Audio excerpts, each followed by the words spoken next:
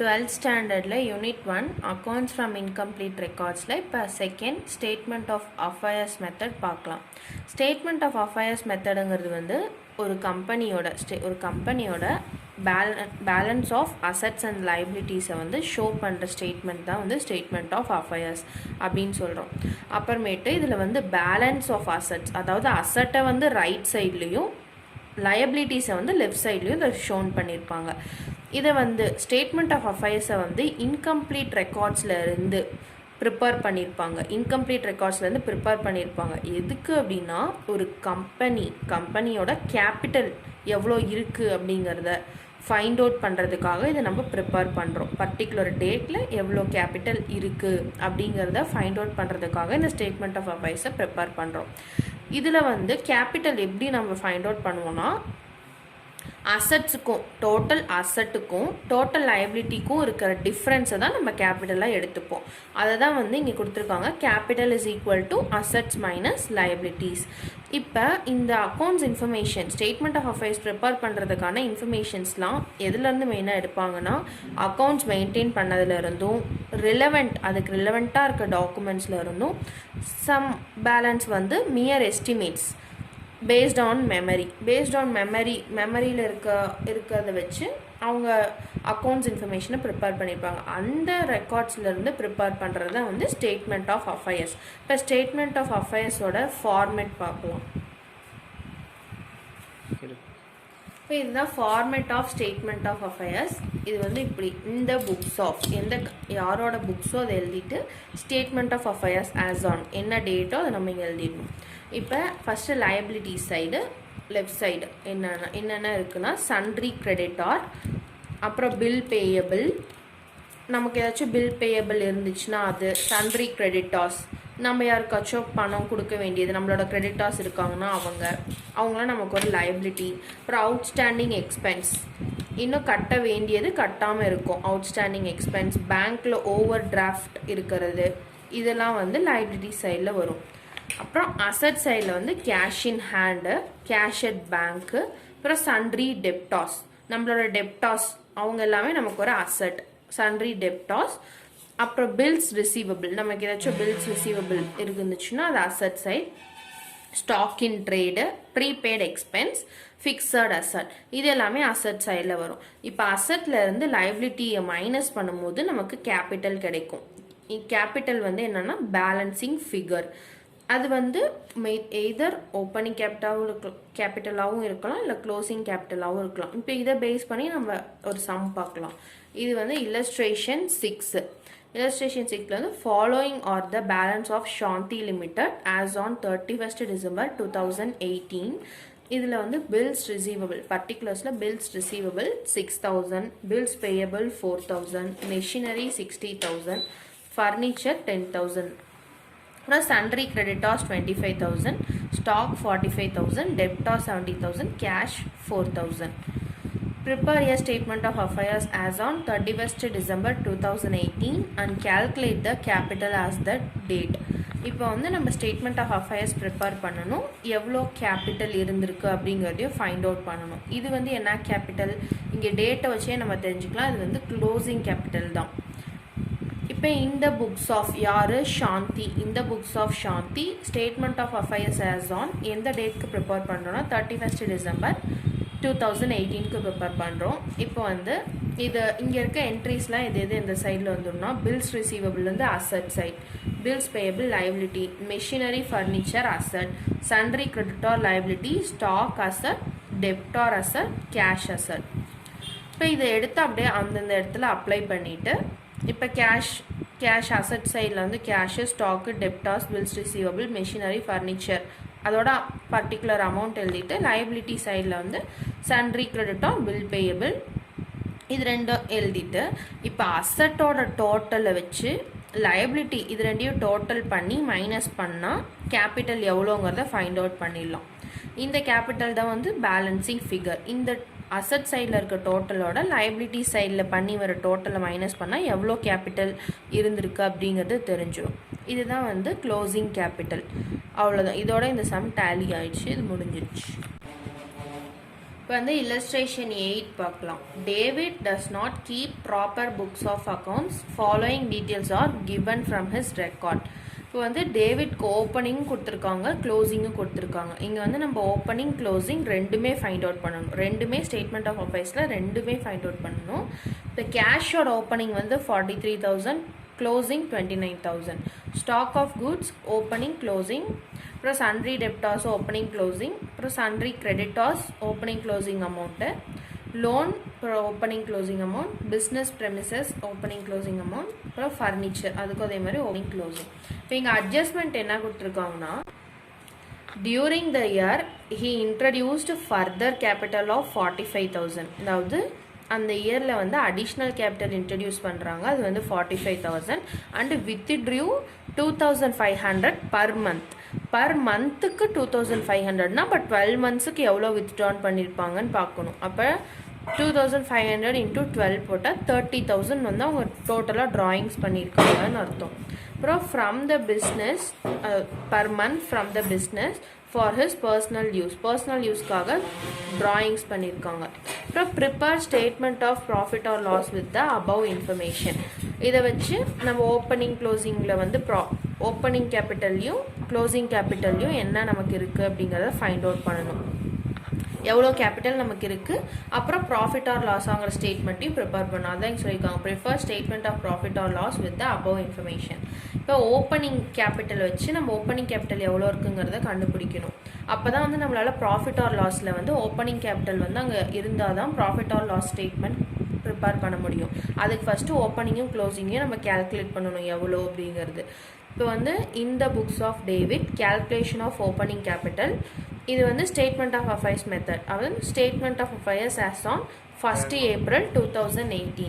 இப்போ லைபிலிட்டிஸ், இப்போ இதில் வந்துட்டு கேஷும் business premises furniture sundry debtor stock of goods இது எல்லாமே வந்து அசட் சைடில் வரும்.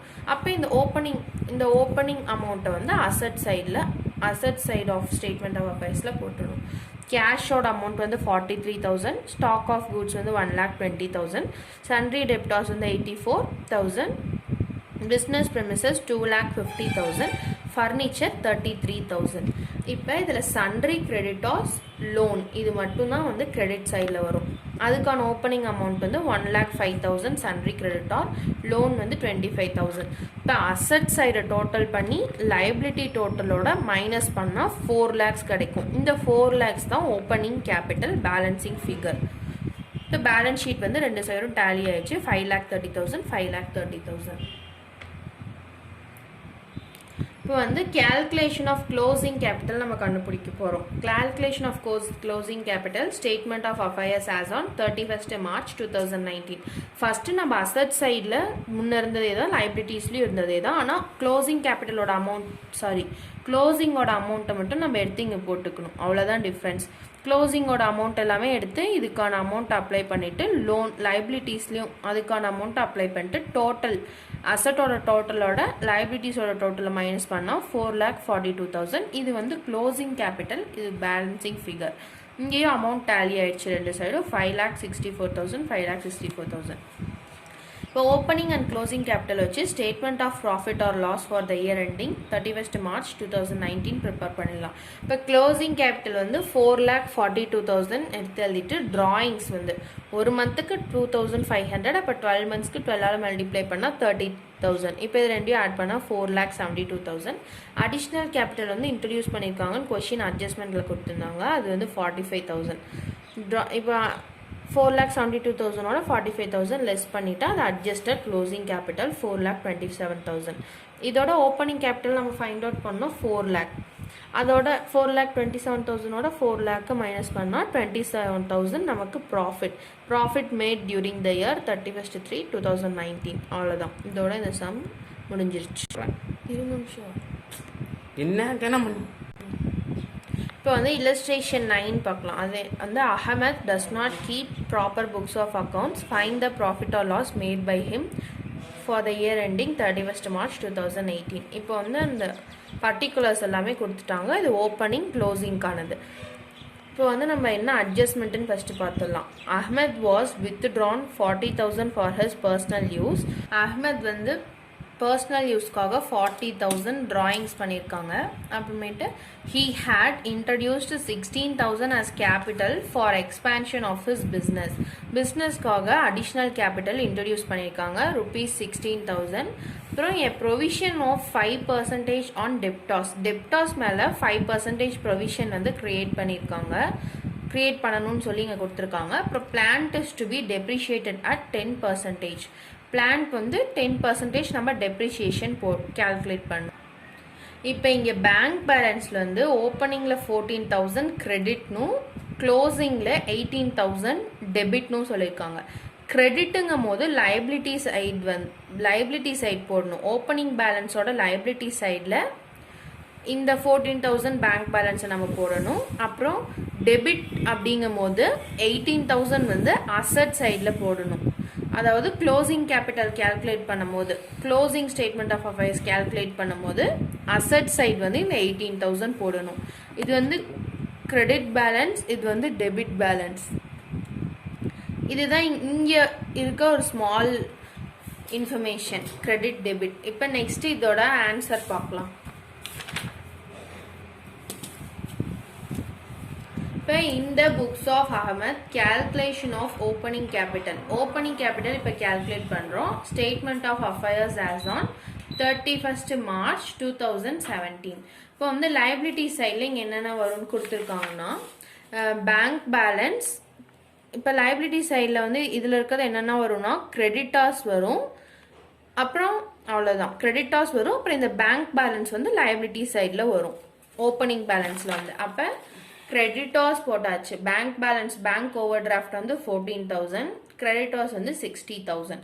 நெக்ஸ்ட் அசட் சைடில் வந்துட்டு cash in hand 8,000, stock 12,000, debtors 34,000, plant 80,000, furniture 40,000. இப்போ இது எல்லாத்தையும் டோட்டல் பண்ணி லைபிலிட்டியோட டோட்டலோட மைனஸ் பண்ணால் நமக்கு ஓப்பனிங் பேலன்சிங் ஃபிகர், அதாவது ஓப்பனிங் கேபிட்டல் எவ்வளோ அப்படிங்கிறது தெரிஞ்சிடும். அது 92,800. இப்போ வந்து 1,66,800 வந்து ரெண்டு சைடும் போட்டு டேலி ஆயிடுச்சு. இப்போ க்ளோசிங் பேலன்ஸ் கேல்குலேட் பண்ணணும். அதுக்கு என்னன்னா statement of affairs as on 31st March 2018.